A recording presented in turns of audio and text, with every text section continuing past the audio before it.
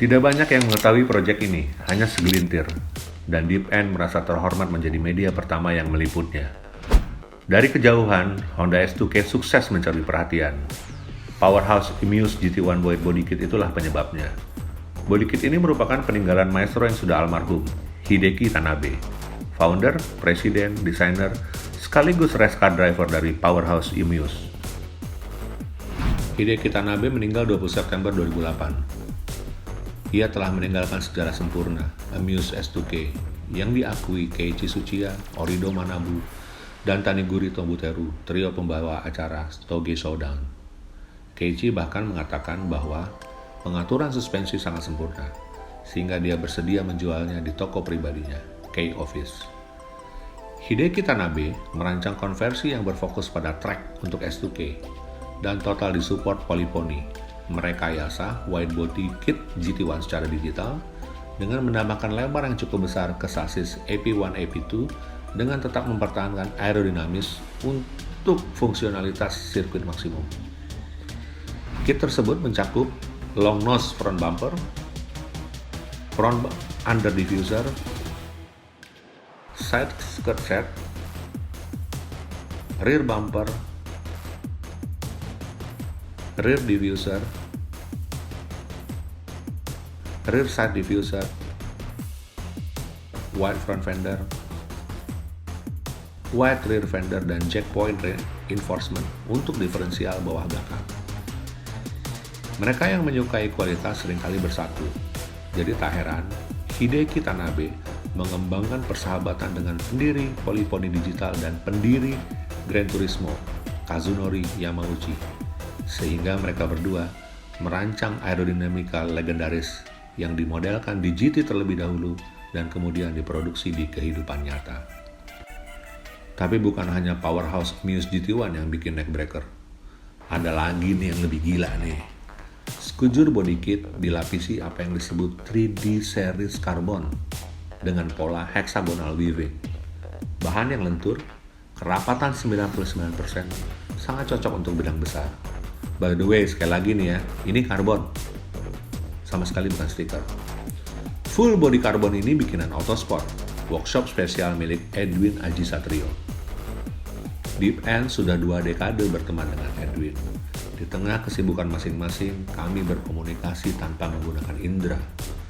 Lihat karya saja sudah ketahuan, yang mana yang Autosport, yang mana yang DeepN. Edwin Aji Satrio kalau sudah menggebrak, sekalian bikin gempa. Ya ini manusia langka, punya pemikiran, rancangan, dan cita rasa. Desain yang sangat bagus dapat ditingkatkan bila mengikuti proses berulang, peningkatan kualitas berkelanjutan. Edwin memulainya tahun 2002, di mana ada BMW Z3 dengan velg emasnya, lanjut Mitsubishi Kuda Bunglon, kemudian Mazda RX-7, sampai yang terakhir ini Honda S2K. Semuanya menggebrak skena modifikasi, and it all break the pattern those days. Depender pengen tahu ya, apa keunggulan karbon ini? Yang pertama, lebih tebal dari existing.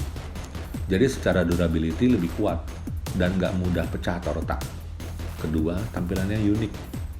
Jauh berbeda dari karbon yang selama ini diaplikasi. Yang ini bisa lebih hidup akibat efek 3 dimensi. Dalam penerapannya, Edwin mempersiapkan 4 hal. Pertama, setting dan fitting body kit plus body shell-nya. Setelah itu, develop molding dan cetak parts yang untuk di karbon. Mulai dari kap mesin, fender, bumper, bagasi, dan side skirt. Sedangkan untuk pintu hanya melapisi original door. Yang kedua, hapus dan bersihkan semua bahan kimia di permukaan. Ketiga, setelah permukaannya siap, lanjut pengaplikasian gel coat yang sudah dicampur pigmen warna hitam. Terakhir nih, yang keempat ya, proses hand layer carbon sheet per body panel sampai proses vacuum bagging. Proses carbonizing inilah yang sangat memakan waktu. Tahu nggak berapa lama? 3 bulan.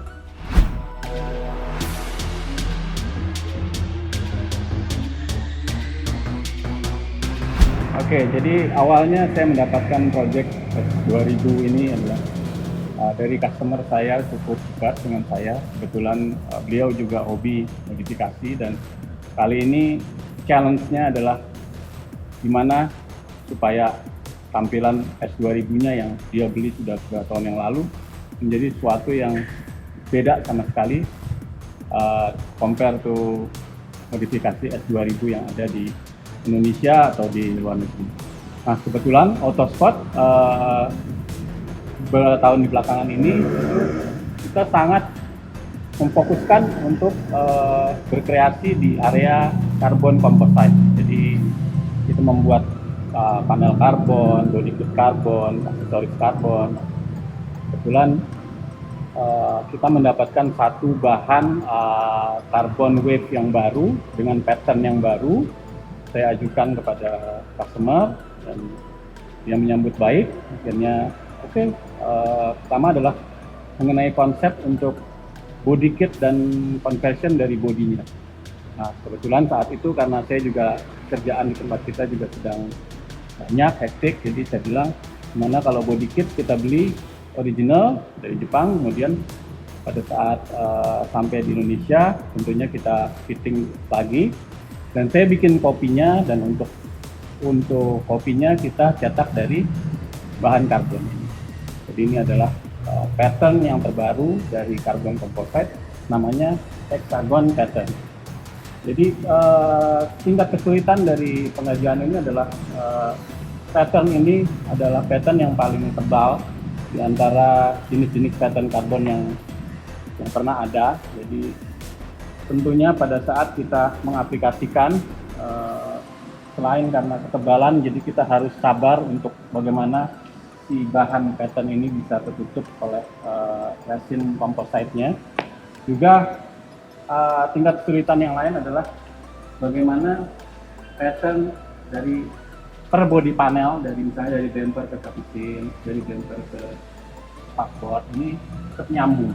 Jadi smooth, nyambung, jadi tidak ada yang terlihat patah dan apa-apa. Dan kalau lihat di sini, di setiap body tidak ada sambungan, jadi semuanya satu layer, tidak ada sambungan dan saling menyambung antara body panel. Terus untuk bahan yang dipakai cukup banyak, karena untuk pengerjaan seperti ini tidak ada yang bisa sekali jadi, artinya pasti tetap ada trial, kemudian ternyata tidak bagus, kita ganti lagi, kita aplikasi lagi. Jadi ini kurang lebih habis sekitar 30 meter bahan dari carbon base-nya. Kalau untuk resin, kita pakai resin yang tentunya yang terbaik dari composite, sehingga untuk otomotif, dan saya jamin tidak akan menguning dan akan terus gloss-nya juga akan terus bertahan. Dan yang pasti keinginan customer adalah selain penampilan juga pasti dia ingin sesuatu yang apa sih keunggulan karbon adalah lebih kuat tentunya dibanding mungkin FRP atau dibanding plastik, dan juga lebih ringan. Nah, saya bisa garansi bahwa mobil ini tidak lebih berat dari body panel sebelumnya, malah lebih ringan. Kurang lebih. Penuh tantangan sih saat penerapannya, kebayang tuh. Dan itu tanpa robot alias handmade. Mesti sabar dan telaten, memastikan tidak ada carbon sheet yang kusut atau bahkan malah bisa berubah bentuk. Kemudian, letak kesulitan lainnya saat mewajibkan semua polanya nyambung. Harus nyambung tuh, biar kelihatannya enak ya. Lebih sulit lagi ketika memastikan ketebalan carbon weave saat diproses resin vacuum bagging, yang menuntut proses pengulangan sampai all covered dan terlihat 3D effect. Dari itu semua, solusinya adalah, nih, mesti diingat nih ya, more time consume and patient. Jadi waktunya lebih banyak dibutuhkan dan lebih sabar. Jadi hanya step by step basic dan harus sabar. Bila terjadi kegagalan, ya harus mau ulang dari awal lagi.